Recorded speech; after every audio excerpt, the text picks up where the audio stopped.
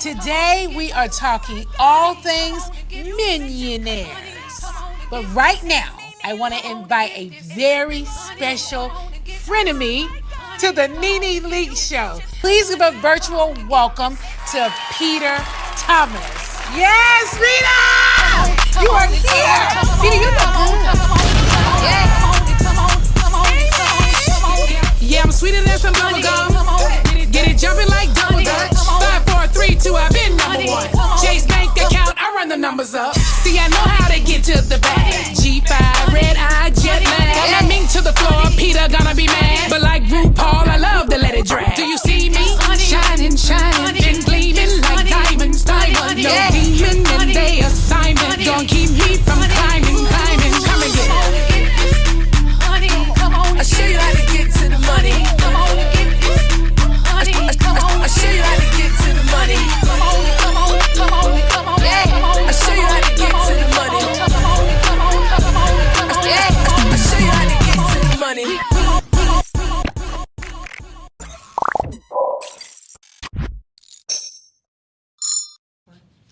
Welcome back to an all-new episode of the Nene Leakes show.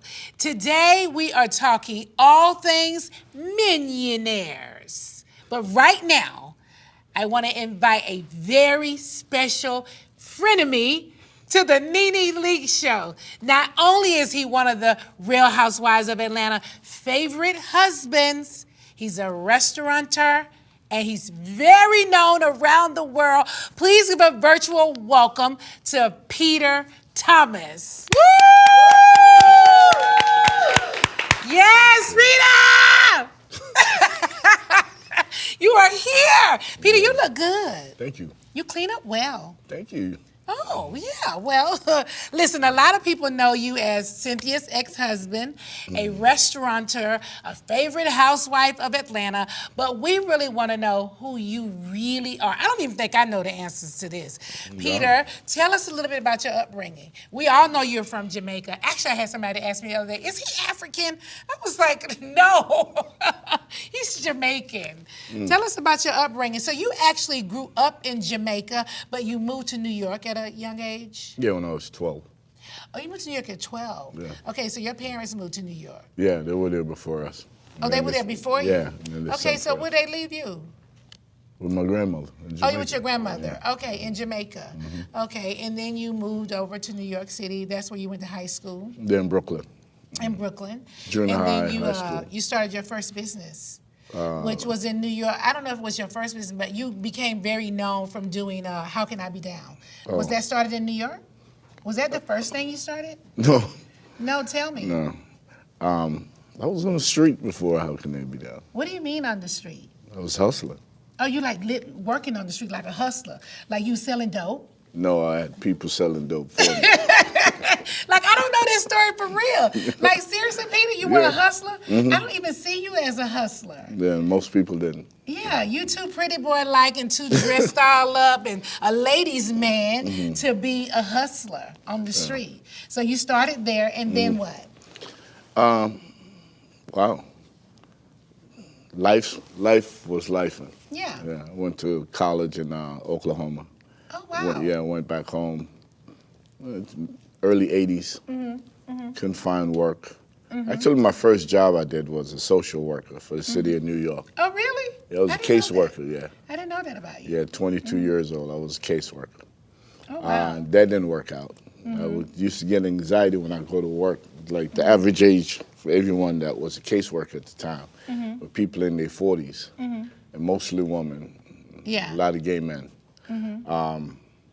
And I had a caseload probably around 300 people, but these are all people that did not want to do anything but stay at home and collect food stamps and public assistance. So I didn't think I was doing anything. I was just pushing papers. And it wasn't enough. I think I took that job because my first wife was pregnant, and I needed insurance because she had sickle cell disease. So I took that job for that reason. Yeah, but it wasn't working out, so I went on the block. You went on the block. And then from the block, you decided to become an entrepreneur.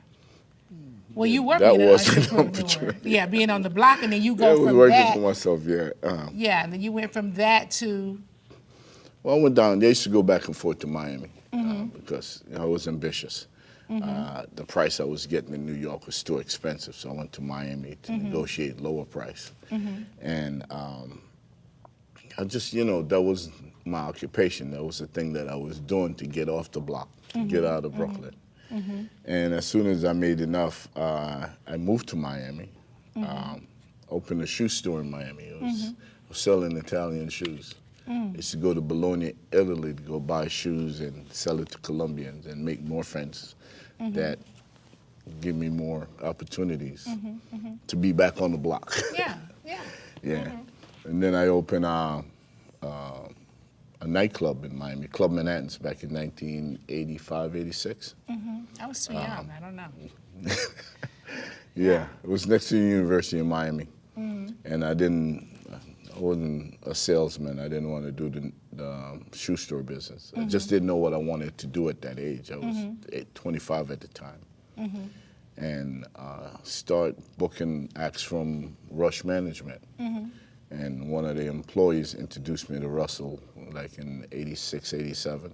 And Leor, because Leor went to the University of Miami. And them and I became friends, and Leor thought I was too smart to be on the block, so he wanted me to come indoors. So one of the first opportunity I got was to go to, the club was extremely successful. And then I opened another club called, the first black club on Miami Beach, called Fifth Street in '88. And that was really successful. Yeah. And they loved what I was doing down there. It was just me and Luther Campbell at the time. I know. Luther. Yeah, and I wanted to, do more than what I was doing in Miami. So there was a job opportunity to go to London and do Rush Management. Yeah, so I jumped on the plane and went and bogarted that office and called Leor, and he was impressed by that. So I started bringing acts in Europe, going all over Europe with Rush Management artists. And, after a year of doing that, Leor told me there was an opportunity. There was moving from Russell House, where he lives, that record company on the second floor. Russell lived on the third floor on Elizabeth Street, yeah. And they were having a huge office. They have a top floor, 160 Varick. And there was an opportunity for me to do something. I used to go to this thing. I used to come to Atlanta to do Jack the Rapper. I used to come because everybody was coming here for Jack the Rapper. Yeah. And every time I come to Jack the Rapper, BRE, Urban Impact, all these conferences, they were all radio driven. And the hip hop shit was blowing up, but nobody was really paying those artists any mind. And then, like I got down with a guy named David Hyatt that owned a company called Taft Dash Records out of Miami. He had signed to R. Kelly at the time. And David was, David was a mentor for me. He was also in the game. He died in jail after 26 years. They gave him life. But I remember when he signed R. Kelly with Jive Records. Jive wouldn't take any artists unless they owned 50% of their publisher. And I thought that was crazy because publishing and all, that's what the real worth is when you write and own your own music. So I went to Leor and told him I wanted to start a music conference to educate all these kids in hip hop and black music about publishing and entertainment law and marketing and the whole 9 yards. And he agreed, and they gave me an office space. So that kind of changed me from being on the street to being, in the boardroom. Yeah. Entrepreneurship. Yeah. Yeah. I've heard a lot about Jack the Rapper, and I don't know if I took part in that, but I heard about Jack the Rapper. Was that around Freaknik? It's before Freaknik. Before Freaknik. Of course I remember Freaknik. I went to the AU Center, so I remember. Freaknik was a party. Yeah, it was a party. Yeah, Jack the Rapper was it was a conference. It was a conference, basically. It was created by a guy named Jack Gibson, and he controlled all the radio station in the South, little mom and pop radio station. And like, if you want to get your record played in the South, you got to go to Jack Gibson. Yeah. So everybody would come to Atlanta to showcase their artists. All the labels would come to Atlanta to showcase the artists to make sure that they get picked up by those, record promoters that have connection with these stations. It was a big thing. So you went from there to doing a number of things in the entertainment industry, and then you started the restaurant business, which is what most of these people, most of the fans all know you from the restaurant world. Did you always like the restaurant world? No, I was doing parties. When I owned Club Manhattan, it was a club. Because when I met you, I think it was a club. When I met you, it was a lounge downtown? Uptown. Uptown, Yeah. I remember, and that was a club, No, right? it wasn't. It was a restaurant. It was a restaurant? Yeah, I don't it know, was a why did I restaurant. think it was a club? That was a restaurant. It was a restaurant. It was a big Okay. space. We had a lounge Yeah, area. it was a very big space. Back room Yeah. was this huge room in the back was a Yeah. restaurant. Got a bar wrapped around.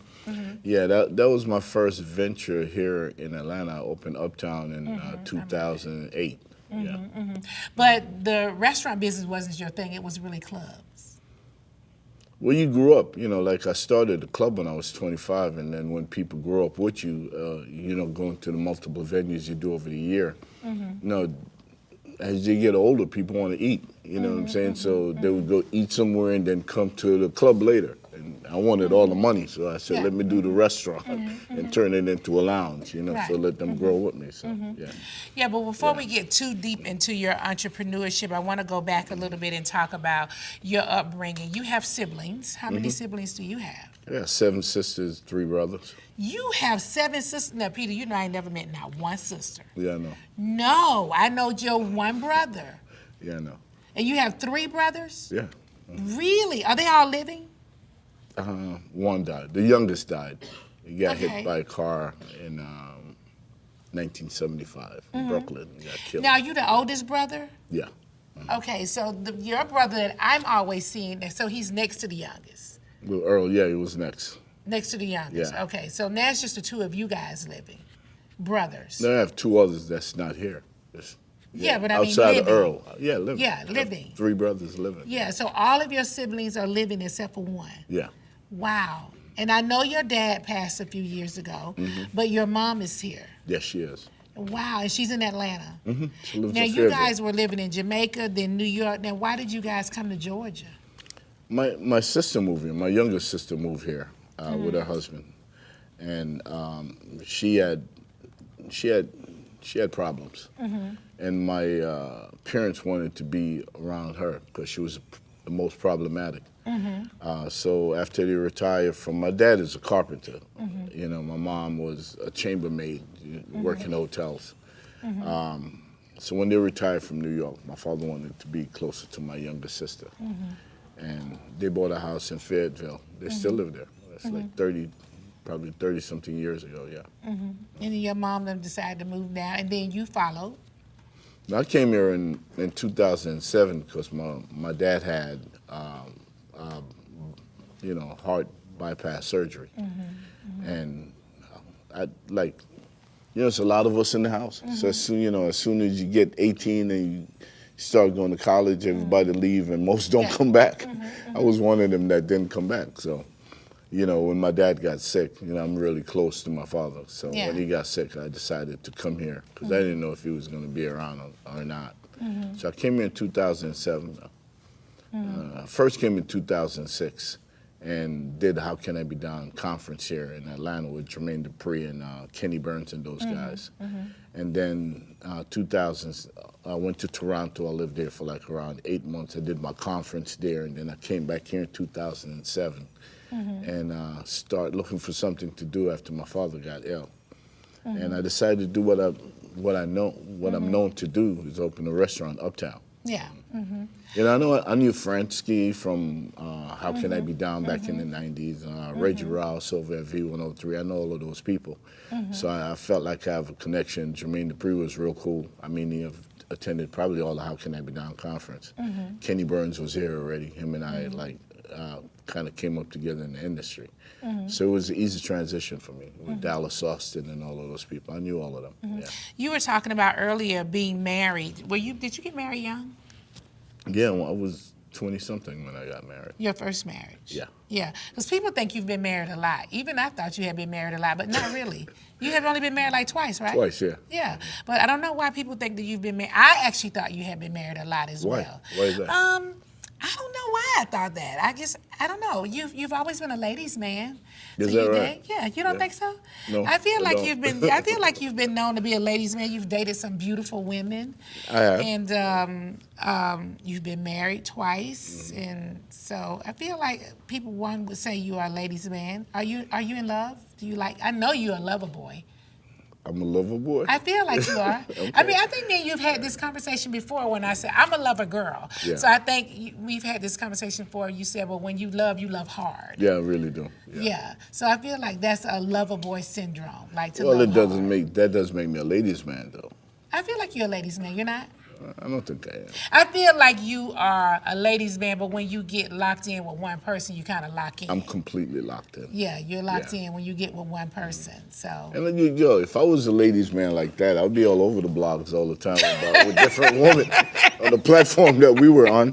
They would love to talk about me on the this shade is what room. I think the fans think. Yeah. I really do think fans think that you are a ladies' man. Do you think they think that too? I think so. Yeah. Yeah, I feel like they think you are a ladies' man. Because I'm flirtatious. You are flirtatious? Yeah, in a fun way. Yeah. Well, I think all women are beautiful. And I so don't care what they look like. I think they're beautiful. And so when they come in my establishment, I treat everybody like they could get it. Yeah. You Oh, know but they what I'm really saying? can't. Like they could get it, but they can't. But they really can't. I love that they feel like they can. Yeah. Are you in a relationship? Yeah, I am. You are? Yeah. I don't think I know. You know everything. I know. Don't do that. I promise you, I don't know. Don't do Do I know who the person is? I don't know. You shaded her the first time you met her. I did? Yeah, you can't help yourself. Oh, Peter, stop it. I have not shaded anyone. I met her before? Yeah, you met her. You think I shaded her? You did. Well, I think I probably get the same thing that you get. People think a certain something of me that is actually not really true. So. You ever seen that commercial on Instagram? Bullshit. No, Bullshit. I'm telling you the truth. This the God honest truth. When people meet me, they Right. think something of me that is not true. So I feel like a lot of times people are already have a preconceived thought before they actually even sit down or talk to me. I may just be sitting there not thinking anything, and they think of all of these things about me that are actually not true. Well, I worked with you for like probably 9 years. Yeah, right? but we were working together. Yeah, I understand, and I hang out with you too a lot. Yeah, you have hung out with me before. And you're a meanie to most people. Am I mean? Mean as fuck. Oh, Peter, please. Now, am I mean, Sway? Yeah. You actually sway over there like Am like I you don't mean? even be. Am I mean? Yeah. I am Look the at y'all. sweetest. All of y'all. No, listen, she's not it's mean. the truth. He wants me to be mean so bad. He wants me to be mean. I am super sweet. I am not mean. No, she's mean to. Come on, man. I You know, worked with you for 9 years. You're mean as no, fuck. I am not. Like, Yeah. I worked on a show with you. Yeah. So when people are in that situation, so if people are coming for me, I can come back. And also, I was being paid to come back. In my real life, that's just not who I am. I personally think that you're a beautiful soul. Yeah. And you're a sweetheart. But I know that, like, the fans are crazy. And you probably have one or two experiences that was, extremely chaotic. So you put up a wall. So usually when somebody asks you to take a picture, your first answer is, no, get away from me. You know what I'm saying? No. It takes you a while. No. I've been around you 1,000 times and seen that. Well, you probably haven't been around me lately. Okay, because if it depends on the place that we're going to take a picture. So, all places aren't good places, okay? So something, for an example, would be like the airport. Well, 9 times out of 10, if you catch me in the airport, I'm already late. I'm running I just dropped my bag right before it was cut off time. I'm rushing through the airport, and if I start taking a picture with you, I gotta take a picture with everybody. But I don't mind taking a picture. It's just the time and the place. And if I'm eating dinner, I think it is rude to the person that I'm eating dinner with if you approach my table and want to take a picture. That just doesn't work. It's I don't rude. think you understand Yeah. that most of these people, when they see you and they, you're in their living room every Sunday. Yeah. All right, and they watch you for years, and they just, people lose themselves when they see you. Oh, yeah. And they're not thinking that, oh, she's at dinner, she's eating, I'm gonna Yeah. wait. You know what I'm saying? Of course In not. that No. moment, No. they Most come at you. people are Yeah. thinking, they just see the moment. Yeah. But at the same, if I'm having dinner with my children or anything, I do think that there is a time and a place. They and don't I don't see none of that. They don't see that, but I do, and they have to no. respect that. Yeah. And then the other thing about fans, and I love all of my fans and followers, but at the same time, I'm human. So every day is not a good day for me, just like it wouldn't be a good day for them. I may have just had an argument with my man, or just yelled at my kid, or just got a phone call that just wasn't the best. So I'm You human. had a lot of them fucking days, didn't you? Yeah. You said no. I have a lot of days. Oh yeah, for sure. Because I'm not like a lot of celebrities who are public figures who are just a celebrity all day. I'm really human, like I'm really Well, with human. all the restaurants that I've owned and you have supported every last one. Yeah. Fans always wanted to come. Yeah. Oh my God, that's Nene. Can I get a picture? I'm like, Yeah. yo, slow down. Let me see. Let me test the temperature. I want your ass to get cussed out. I'm not gonna cuss out anybody. Yeah, man. Now I'm not.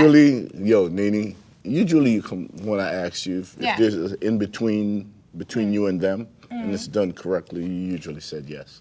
Yeah. No. Yeah, I'll say yes, and I'll do it as long as it's done right, like you said. But anyway, you made me lose the train. My thought process with you saying that I am a mean girl, because I am actually a sweet girl. And I think you know that. I think you know how sweet I really am. All right. Yes, Peter. Going they back to gonna you, run with that going shit, back right? to you, going back to you being a ladies' man. People have put you and us together too many times. No, they said we slept together many times. Yes, and please set the record straight. No, I tell them we did. What are you saying? What are you saying? tell them So we did. many times people have put you and I together and claimed that, Nene likes Peter, Peter likes Nene, and so they have no idea that is so far from the truth. Yeah, no, Greg was my guy. Yes. Yeah. We were close. I think they feel that way because our personality is somewhat similar.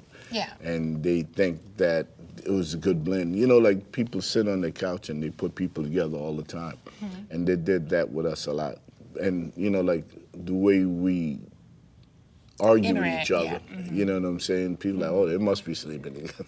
You know what I'm saying? But they just didn't understand that you're an alpha female and I'm an alpha male. So You think I'm an alpha female? Oh, absolutely. Man, look me in my eye and tell me you think I'm Absolutely. Absolutely. Yes. You really think I'm an alpha female? Yeah. I think I'm an alpha female, though, in my work day, but there's definitely another side to Yeah, me. there's a soft side to you, but you don't show that. For shit. sure. You have a soft side, too, now, and Absolutely. I definitely know that side to you that other people may not know. I know you have a soft side to you. That's very You want to talk about it?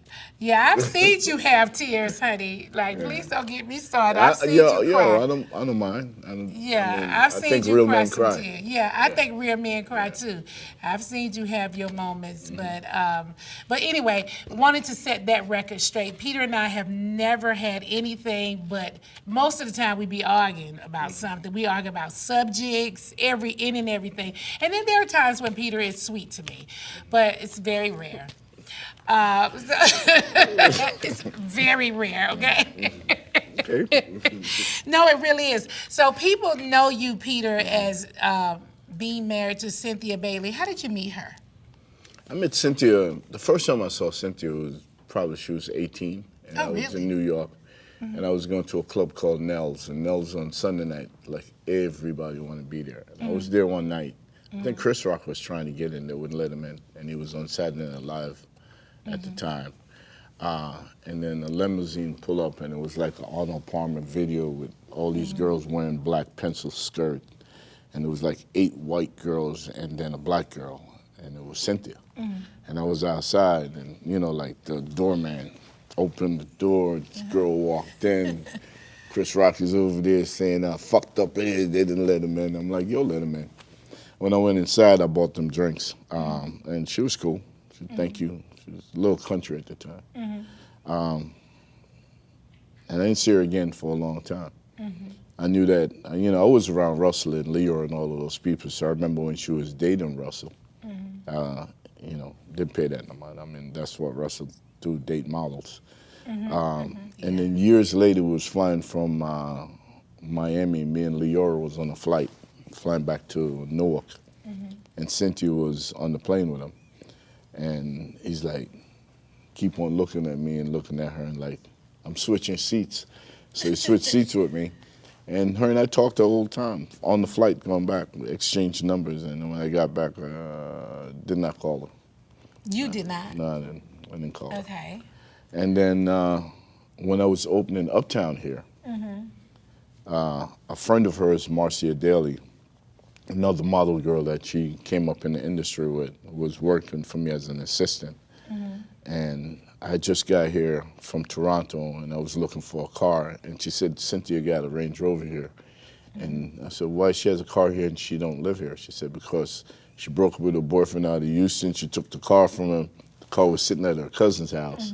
All right, and I said, well, call her and let's make a deal, you know, like I could pay for the car. Right. And she hooked us up and we talked and we remember each other. And I think it was her 40th birthday. She was in Vegas at at a Prince concert. And we were talking on the phone, going back and forth. I'm like, damn, I remember her. She was real pretty and I wasn't in a relationship. And, you know, I think I flew to New York to see her, to do the deal, and we started dating. You weren't living in New York? No, I was living here at the time. Oh, you live in Atlanta? Okay, yeah. I do remember Cynthia telling me that she moved to Atlanta for you. She did. You were living in Atlanta. Okay, I think the viewers, I think one of the questions, if I remember correctly, wanted to know, how you had the balls to step to somebody as beautiful as Cynthia Bailey, but they don't know you. They don't.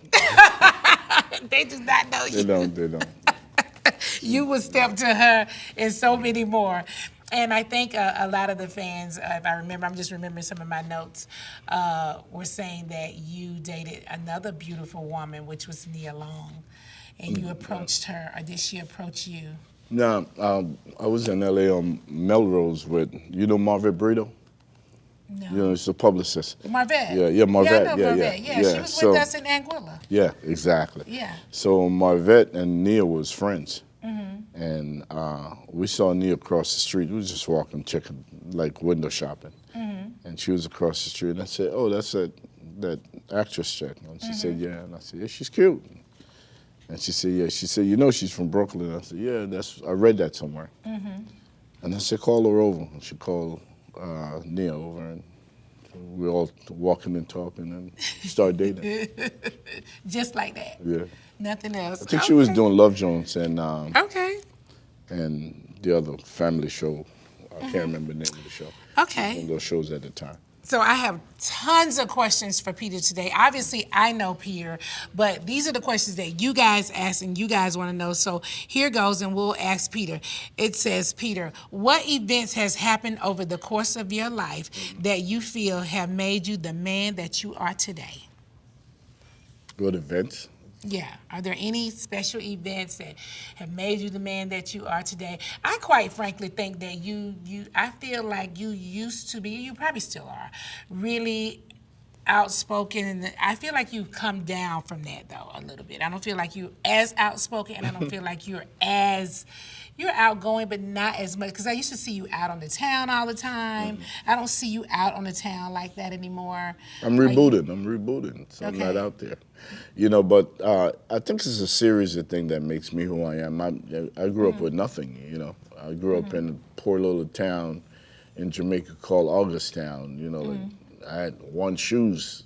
You only could wear it on Sundays, you know, and then you have your crepe that you wear to school. Outside of that, you're barefooted most of the time.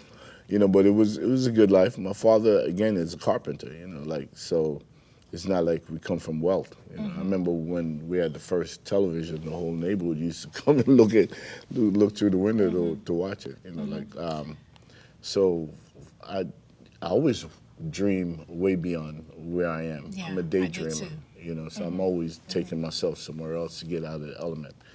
I don't think I even seen the first white person until I was like 7 years old. Oh, wow. There's a lot of white people in Jamaica. Not where I live. Not where you live. No. Now, the part that you're from, is that closer to Kingston? Or It is Kingston. It is Kingston. They call it the Gully. You Okay. can't really go down there if you're not from there. Okay. Yeah, I think Sizzle is from down there. Okay. Yeah, so. Okay, understood. So, what did your upbringing teach you and the love about marriage? What did your upbringing teach you about marriage? I'm answering over here for you. Your parents were married forever, weren't they? Yeah, my parents was together You for grew up like. in a two-parent household. Yeah. My dad and my mom, 67 years. Wow. Yeah, they were together for 72 years. They actually grew up in the same community, so they knew each other from they were teenagers. I think my dad got with my mother when he was 17. My mom was going on 19. She had 2 babies. The guy wasn't supportive of her, so my father took on the responsibility at 17. And, they've been together since. Yeah. How's your mom doing? Oh, she just turned 89. Oh, wow. And she tripping. Yeah, she gave me, like, my youngest brother, Earl, is her caregiver. So, he can't leave her side. Oh, really? Yeah, Oh, it's wow. crazy. She missed her husband. They were together forever. Okay, look, you've never seemed to worry about being the villain. And why is that? Somebody got to be. Really? Yeah, I got to Do you match think your I was energy. a villain? Without a fucking doubt. Really? Yeah. Yeah. I didn't choose to be a villain. No, you woke up that way? No. I honestly, I would actually question production when I was working on Housewives. Like, why am I the villain this season? Because you wasn't afraid. Like, I don't want to be the villain. I think you understood that I think it's not too many people that do Housewife that gets it. You got it because you understand it was a business. It's a means to an end. You know what I'm saying? So if somebody's paying you a lot of money to go argue with some people that you don't even fucking know, and it's more money than you ever made before, why not do it? Yeah. Why not be that person? I don't know if I thought of it like that, because I feel like back then I kind of felt like I didn't want to be the villain. I was just the villain because, like you said, I wasn't afraid to speak out. And if you press the right button, then like that. But I didn't want to be the villain. I felt like it was a tough seat to be in. Most people can't be the villain. That's a tough place to be. Most people can't carry it. It's a load. Like that means you have more camera time. Yeah, you did, but I didn't want that. Is there something about you, Peter, that people don't know? Because, everything that people know about you is all about from Housewives. Is there something about you that people don't know? Well, I mean, I had an entire about? life in the entertainment world. I mean, we talk about me running Rush Management in London, talk about me opening, top-tier restaurant on Miami Beach where Oprah and Stedman and all kind of celebrities ate there. Spend New Year's Eve with me. We talk about me. I executive produced the Source Awards and built the Source Entertainment before BT Awards or BT Hip Hop Awards. I did that back in '99. BT didn't come around until 2001. And I think the BT Hip Hop Awards came in 2005. So I was blazing trails way before Housewife. I remember the Source Housewife Awards. kind of dummied things down, to be honest with you, because feel so? Yeah, because before I did that show, I don't remember in any of the franchises the men had a voice. Yeah. They didn't, and Carlos King and I spoke about that, and I used to watch you guys taping all the time. I'm like, why do you got me on set? They don't use us. Me and Greg be going off to ourselves. Do your own thing. And then I'm like, fuck it. You know what I'm saying? It's an opportunity because, once I start looking at TV by the numbers and see the millions of people watching the show, and I see the ratings were number one reality show for 8 years in a row. Yeah. I'm like, this is an opportunity for whatever I want to make happen in my life, whatever I want to sell. There's millions of people watching it. So let me have a voice. So, you were the loudest voice on the show. You think so? Without a doubt. I feel like I was a mouse. Yeah, and I had to listen this motherfucker. I had to match your energy. You know what I'm saying? Your callers used to say, "Yo, Peter, you used to push me in the ring with you." They used to push me in the ring with you because they know, if you say something and I didn't agree with it, Then you know we mic up all the time, so I'm gonna say some shit because I know if I say some shit, they're gonna run over. Yeah. And they're like, "Yo, put Peter in there." You know what I'm saying? They used to get pissed off when they put me in there. Stay out of woman business. Patricia, all of that shit that came because I was going up against you. You know what I'm saying? Did you hate me saying those No, things, no, I Peter? guess shit. That was fun. The more you say that, is the more I get turned up because then I know I'm getting camera time. And I got shit to sell too. You know what I'm saying? They ain't paying us. They're paying you guys. They didn't pay the guys. I mean, I think we. Do you think the Housewives is missing the men? Absolutely. Nobody wants to watch girls just bickering with each other all the time. I think the reason why people, when we were on it, we have the highest rating for the fact that we used to show real life shit that happens with couples. Yeah. You know what I'm saying? People want to see that. People want, you know, like to say, yo, you know, that's me. Yeah. I'm going through that shit. Right. You know, not just a bunch of girls getting together to argue with each other and they really don't even fucking know each other. That makes no sense to me. So with the guys, like we watch Apollo go to fucking jail. Yeah, we did. You know what I'm saying? There's other housewife franchises where people kill themselves. Yeah. You know. Yeah, it's true. I'm going to jail. You know what I'm saying? Could you imagine if I was on the shit right now? The ratings would be off the chain. Yeah. You know, so people really want to see real connection and real life shit. And that's why for 8 years, while we were the core of that show, you know what I'm saying, it had the #1 ratings. And it provided a lot of other opportunity for you. You went and did fucking primetime TV. Yeah. You know what I'm saying? And was extremely successful at it. Yeah. And I think once you keep them, I think the reason why they want to keep the girls in that box over there with that model over there is because they don't want them to grow. You think so? Absolutely. Well, we might have some of the same thoughts, honey. It's God, that is true, honey. But you know it's true. I said it. I was an advocate for that all the time. Well, you know, Peter, this is a question for you. When you were younger, what did you want to be when you grew up? Did you know you wanted to be an entrepreneur? Did you know you wanted to be in the entertainment business? I wanted to be a police officer. Really? Yeah, I did. And I took the test in New York when I was 20 years old. Got 99 on the test. They pushed me to the academy immediately. Fast track it. Got my citizen immediately. And around 4 weeks into it, they discovered that I have lupus. And they didn't want to pay for that. They thought it was going to, whatever strain of lupus I have, they thought it was going to be something that's going to, like, they're going to have to be paying for the rest of my life. So I was disqualified with that. Yeah. You mentioned a few minutes ago you're going to be going to jail. How do you feel? I mean, I know it ain't a good feeling, but you're preparing to go. Like sometimes when people get ready to go, they go right then, don't they? Like now, go. Like today, if you're in court and he says you're going, then you go then. I think it's depends on what the crime is. Yeah. And the circumstances. I think all of that is a factor. You know, a lot of people, and I said it in court, and these people actually pay attention to your social media page and stuff like that. So like the U.S. prosecutor and the judge, I thought I was going to get fucked because it was a Trump-appointed judge I was seeing. And then I went and studied that shit. And so all the judge in the southern part of North Carolina, they're all white Protestant.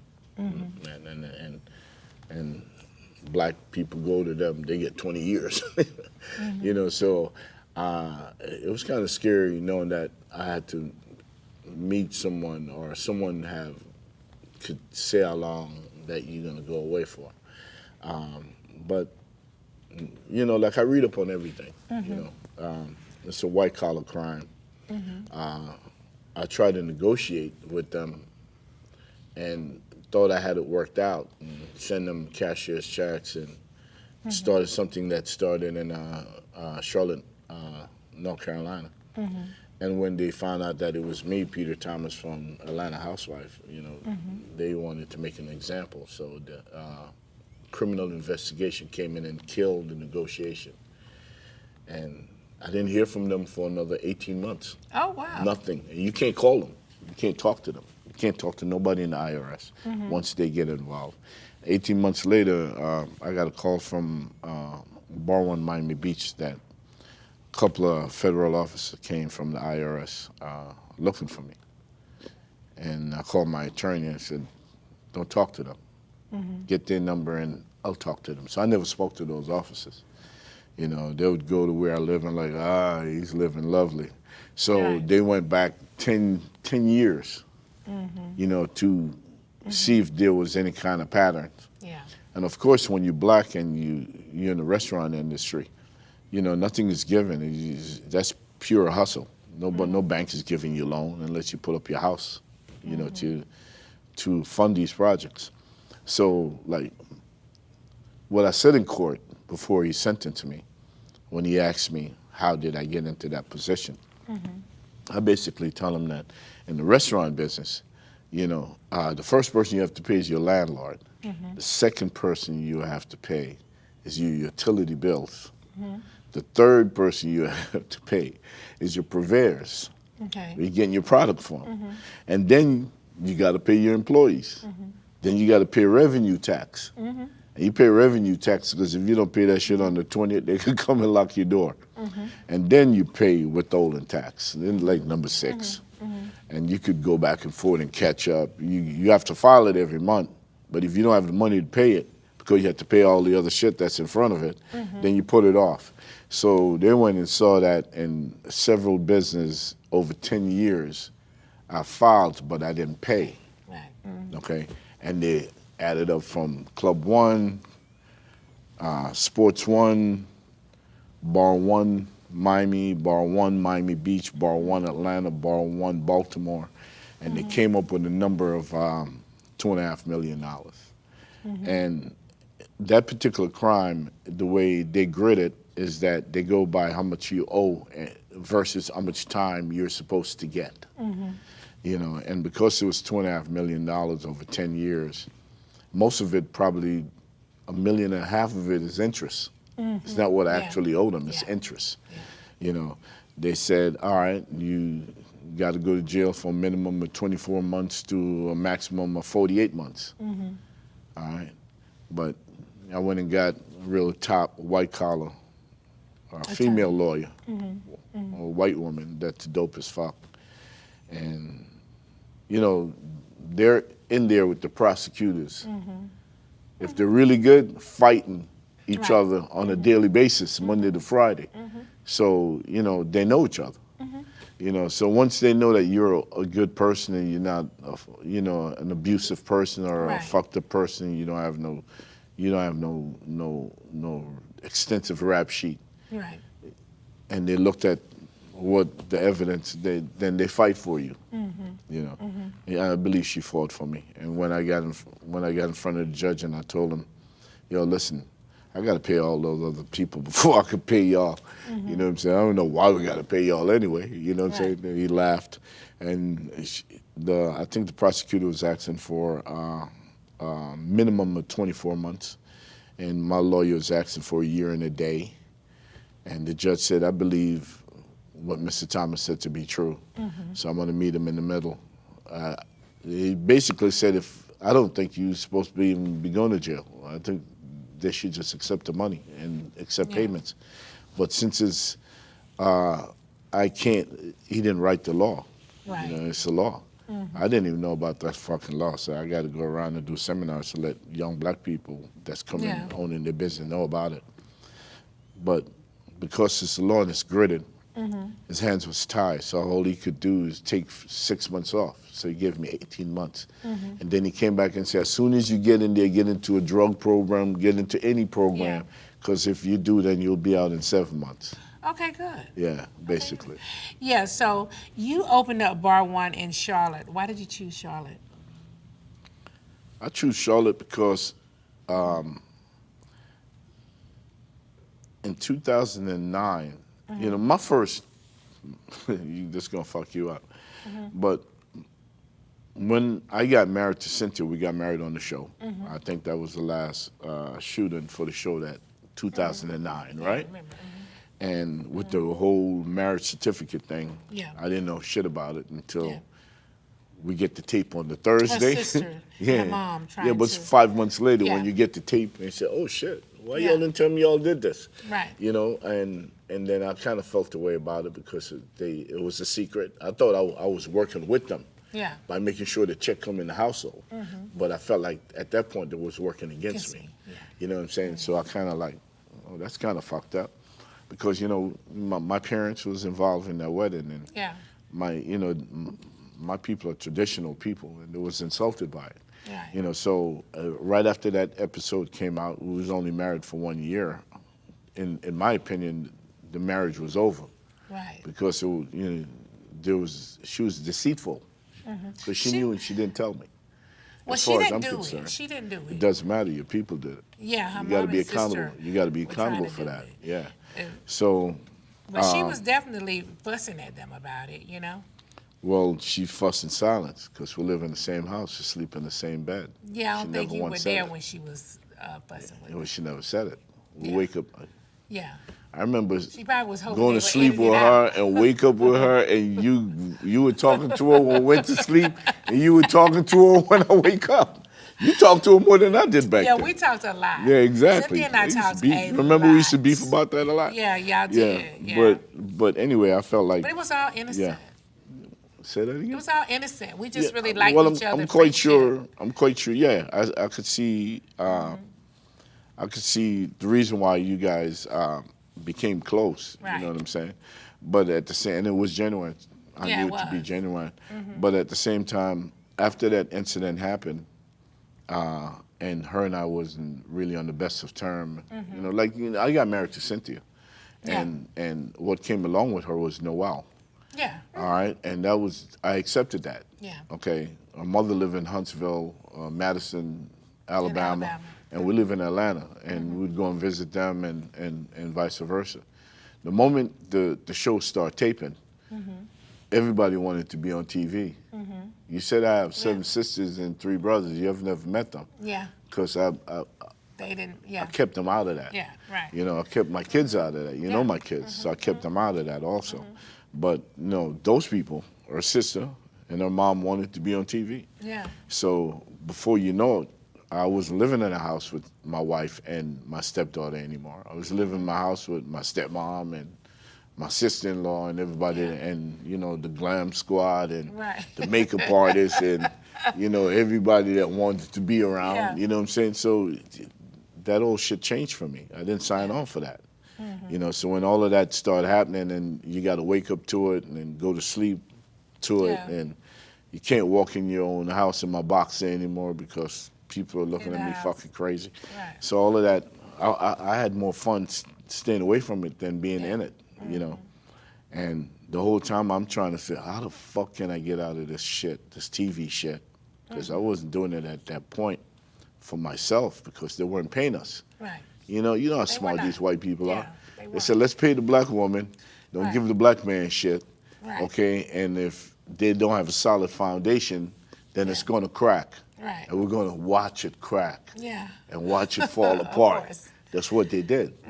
You know what I'm saying? And they select personalities that they already did their case studies to know who the fuck is going to fall apart and Yeah. who isn't. Absolutely. You know what I'm saying? And, you Yeah. know, it's a show. Yeah. We're watching it right now. A lot of whoever is watching it right now, trust me, they cast them correctly because they know who got fucked up shit going on and who don't. Doesn't, yeah. You know, so in my household, I thought we were solid. I mean, I have done many things in my life before a housewife came around, and Cynthia Bailey was the face for like Yeah. 20 years, top model, top black model in print for 20 years.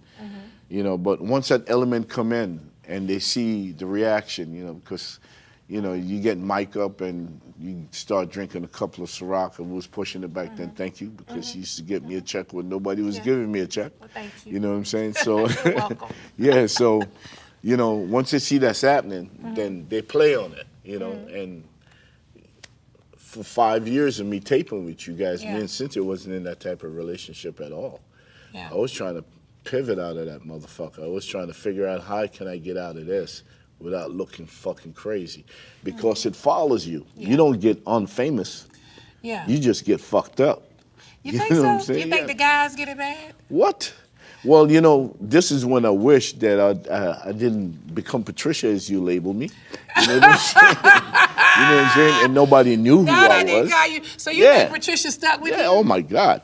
This is when I thought, when I'm like, damn, maybe I shouldn't have jumped in, because I was jumping in to help Cynthia because, you know, she wasn't Yeah. bringing the noise. She So I figured, was. yeah, she wasn't. She was, and Peter just jumped in. It's just That's like- bullshit. And you I'm know trying it. to remember why I called you Patricia. Oh, I said stay out of people business, stay out of the women business, Yeah. Patricia. Yeah. And what woman business I was getting into? This nigga crazy. Not Well, yeah. Patricia, Lord have mercy. What woman business I was Oh, my getting into? God. I don't Yo, remember. those was fun times. I think we were in Mexico when Yeah, we that were in happened. Mexico. Yeah. And Yeah. you know, like you have these couples there, but the way the program is set up is that the guys are just supposed to be there. Yeah. You know what I'm saying? I'm like, fuck that. I'm not going Yeah, to the just be couples there. trip was really good. Yeah. But you were saying with you and Cynthia, you guys were in this thing. Yeah. And then how did you get over to Charlotte?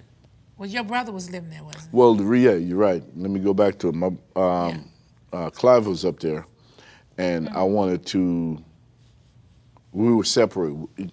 Nobody knew. You probably knew, but no one else knew that Cynthia and I weren't like that with each other. So we had a conversation. I was in Vegas at a restaurant convention, and we had an argument on the phone. I said, "Fuck that! I'm flying back. We're gonna talk." And after the talk, if we're not on the same page, then I'm just gonna leave. And I think that was. She said it earlier. I think that girl over there said her birthday is March 8th. And it happened on March 8th because I remember the date. And I flew back. I think Leon's birthday was the day after. We had a talk in our bedroom. We didn't see eye to eye. Shit to me was more about money than anything else. You know, so I'm saying, fuck that. I don't want nothing. We're gonna get a divorce. I'll sign off on it. You can keep everything. Keep my furniture. I'm gonna send my brother to get my clothes. And this was the height of the show. Yeah, You know, it was. 2000. Yeah. 2000. The show was there. Yeah. Height of the show. This, I believe that it was 2014, I believe. Yeah, and I got in my car and I drove to Charlotte and I never came back. But why did you pick Charlotte? Why? Because I did. you had No. I did. Remember when I did the model search for her?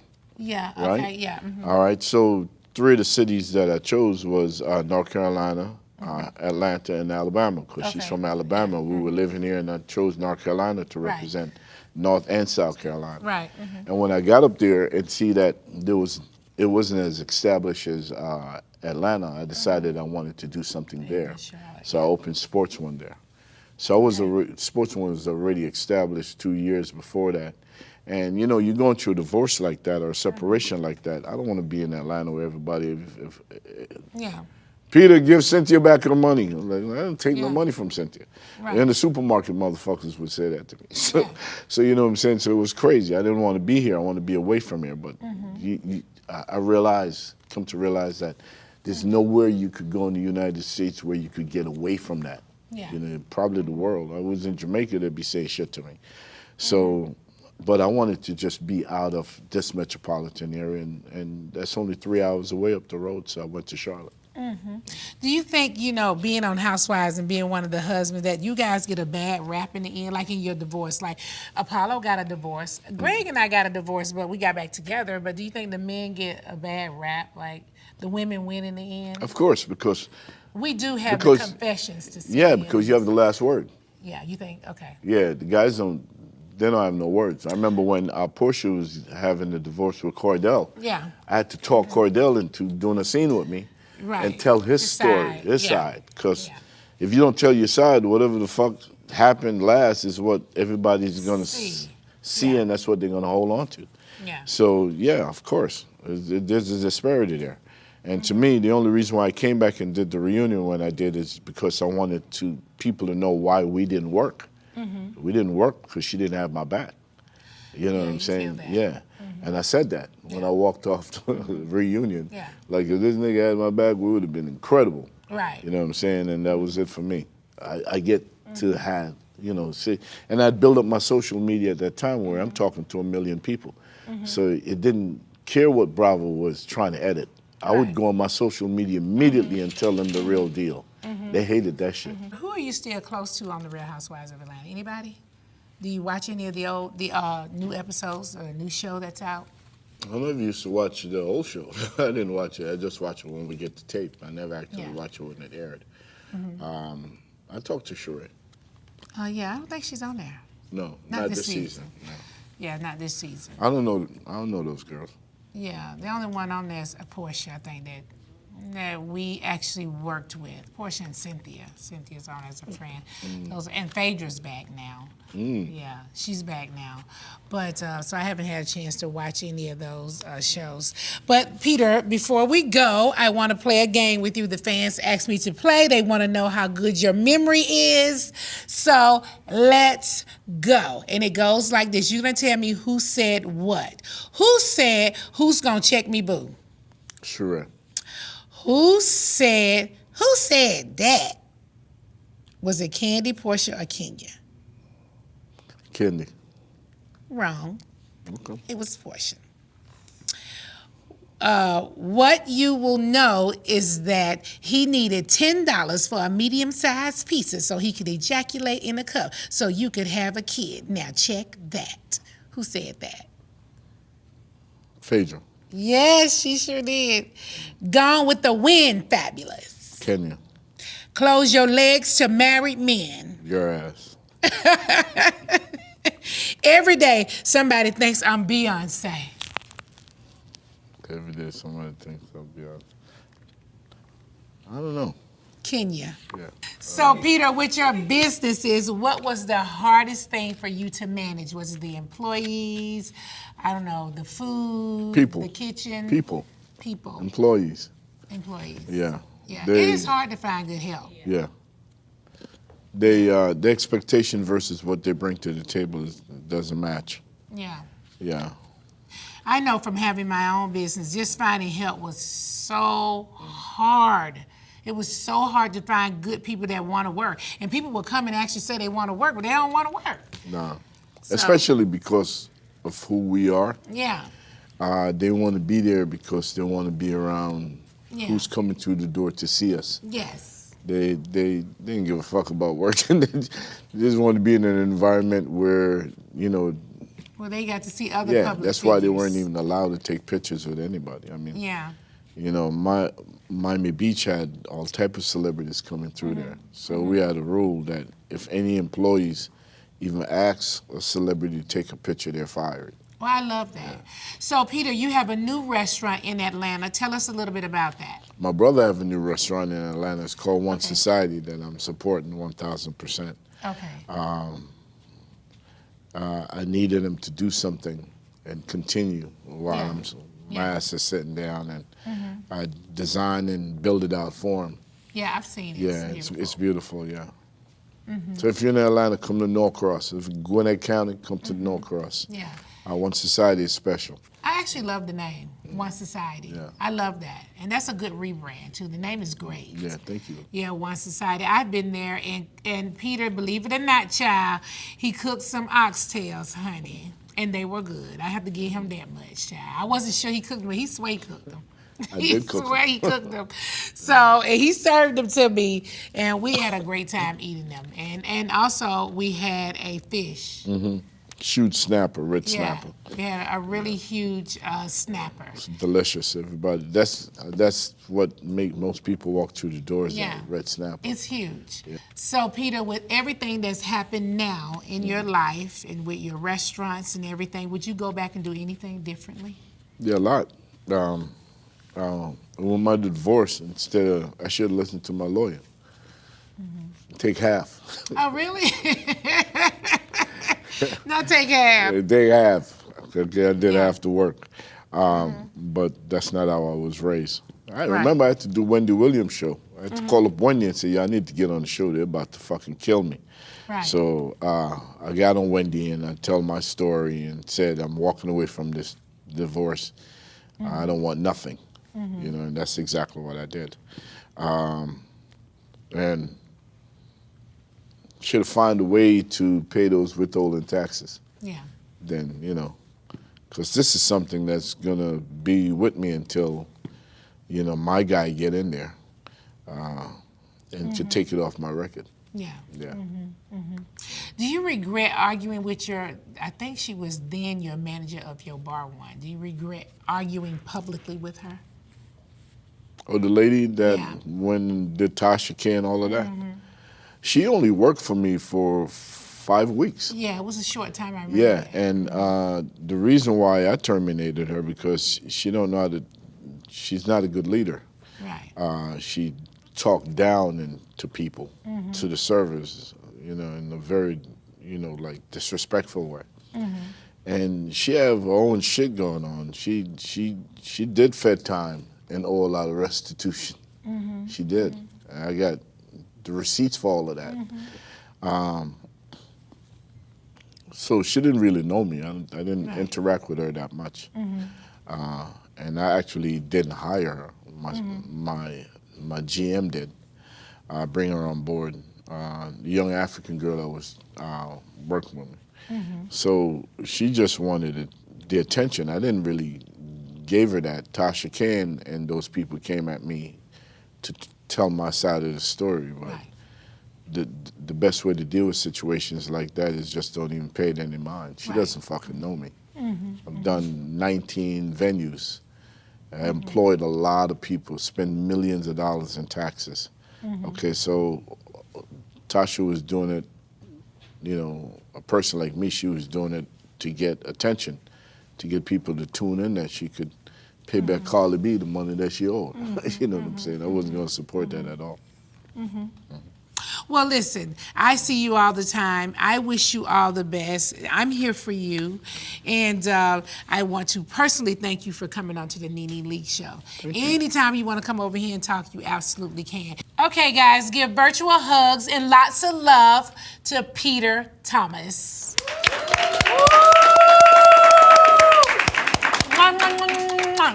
Thank you guys so much for watching the Nene Leakes show. Don't forget to click subscribe, share, and hit that notification button because you don't want to miss a thing. I show you